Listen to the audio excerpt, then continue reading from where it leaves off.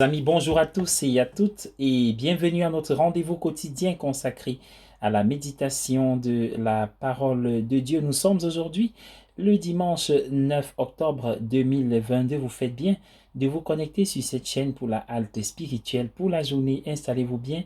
C'est parti pour ce moment intense de ressourcement et de partage. L'évangile est un extrait de Luc au chapitre 17. Apprenons à rendre grâce et à reconnaître, n'est-ce pas, les actions du Seigneur dans nos vies. Bien-aimés du Seigneur, en guise de méditation, nous allons avoir trois grandes articulations. D'abord, essayer d'établir un parallèle entre le péché et la lèpre. Deuxièmement, parler de ce qui, au cœur des textes de ce jour, peut être identifié comme la lèpre dans notre vie spirituelle. Et enfin, bien-aimé du Seigneur, essayer de tirer quelques éléments pour un plus grand approfondissement durant cette journée ou alors durant tout au long de la semaine et de nos vies.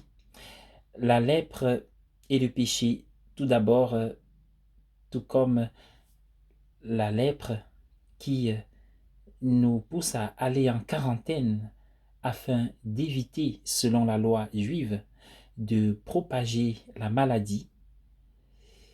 Le péché aussi nous éloigne des chemins du Seigneur. Oui, les lépreux étaient obligés de quitter leur famille, leur commune, leur cité pour se mettre et vivre à l'écart.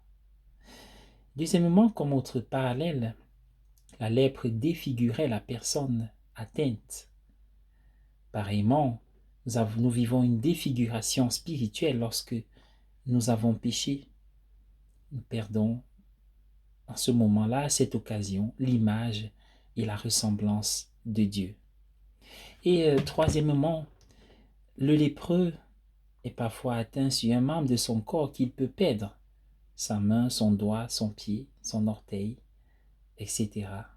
Une paralysie. Pareil pour la vie spirituelle lorsque nous sommes dans le péché. Cela signifie que nous avons peut-être dilapidé les dons du Seigneur, ou alors nous avons perdu les talents qu'il nous a donnés pour servir son royaume. Mais ces pertes, ces séparations, Jésus peut les restaurer. C'est la bonne nouvelle. Quelle peut donc être la lèpre au cœur des textes de ce jour et qui puisse nous parler pour nous chrétiens d'aujourd'hui? C'est la lèpre de l'ingratitude. L'ingratitude est comme une chanson qui ronge l'homme jusqu'à la moelle. Il s'agit, n'est-ce pas, d'une attitude manque de reconnaissance qui s'installe en nous et nous affecte. Quelles peuvent être les causes de l'ingratitude? Il y a d'abord les situations existentielles compliquées, les situations limites, les épreuves qui peuvent nous faire ne point reconnaître la beauté, la bonté de la vie. Nous pouvons noter aussi, en quelque sorte, l'avarice, le fait de vouloir toujours amasser, posséder sans jamais vouloir dépenser. Alors on s'intéresse à ce qu'on n'a pas, ou bien à la richesse qu'on veut obtenir, au point d'oublier même ce qu'on a. Et donc on finit par ne jamais rendre grâce, dire merci, manifester la reconnaissance. Il y a aussi une cause qui peut nous entraîner, n'est-ce pas, à l'ingratitude. Le fait d'être choqué positivement, certes, mais possédé par la joie de ce qu'on a reçu, du bienfait. On se concentre sur le bienfait et on oublie le bienfaiteur. C'est ce qui s'est passé avec les 9 autres lépreux guéris. Pourtant, les 10 étaient guéris, mais les 9, certainement, ils ont retrouvé leur vie familiale et sociale et ont peut-être voulu rattraper le temps perdu. Oui, bien-aimés du Seigneur, au cœur de tout cela, nous savons toujours qu'il y a une route, une main tendue du Seigneur qui est plein de miséricorde. Ce qui se passe, que ce soit pour Naaman ou pour le Samaritain de l'Évangile, c'est dû au fait que Dieu reste compatissant. Et les bienfaits dans nos vies, ces bienfaits dans nos vies sont le fruit de sa miséricorde, qui est l'autre nom de son amour, c'est-à-dire l'autre nom de sa puissance, qui il peut changer des choses. Alors, quelle est notre résolution de ce jour?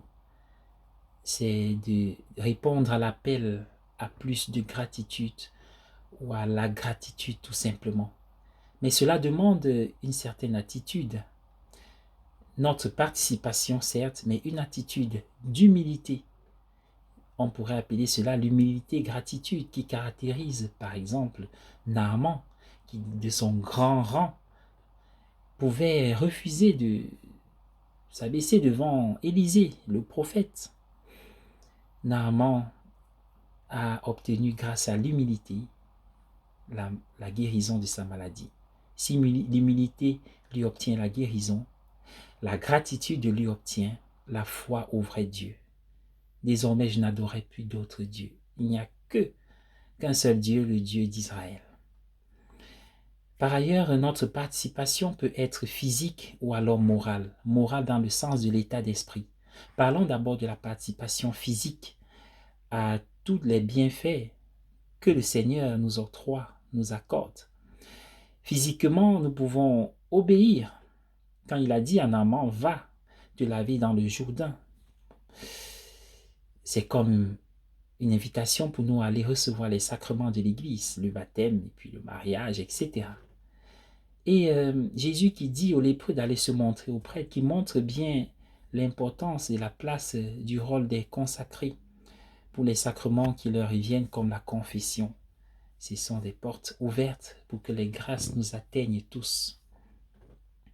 Et donc, sur le plan moral, notre participation consiste à considérer le bonheur comme étant le plus souvent quelque chose que nous décidons. Car la vie est tellement compliquée, il y a des hauts et des bas, des situations difficiles, des épreuves, telles que, par exemple, le fait d'éviter une maladie ne nous immunise pas pour d'autres maladies. Ou alors le fait de commencer un travail, nous sommes anxieux, nous appréhendons des rendez-vous, etc. Mais si avant nous décidons que ce moment sera un bonheur, comme au début d'une journée, avant de nous mettre debout, nous pouvons dire, cette journée, j'en fais un bonheur. Et alors on se met debout malgré la fatigue, la maladie, etc. Et on arrive à faire quand même des choses grâce à cette volonté. Regardons ce qui se passe avec Jésus. Avant les situations compliquées, il rend grâce, c'est-à-dire il proclame le bonheur. Le voici, par exemple, devant une foule affamée, il va multiplier le pain et il rend grâce à son Père.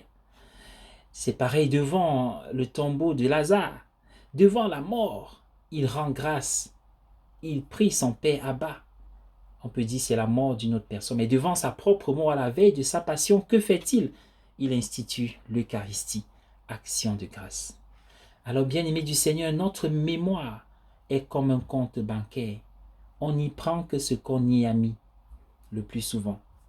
Alors, nous pouvons mettre dans nos mémoires, dans notre esprit, dans notre morale, tous les souvenirs heureux qui peuvent nous réconforter en temps difficile et nous pousser à nous mettre debout. Comme dit le psaume 103, verset 2. Bénis le Seigneur, ô mon âme, n'oublie aucun de ses bienfaits. Bonne journée à tous et à chacun.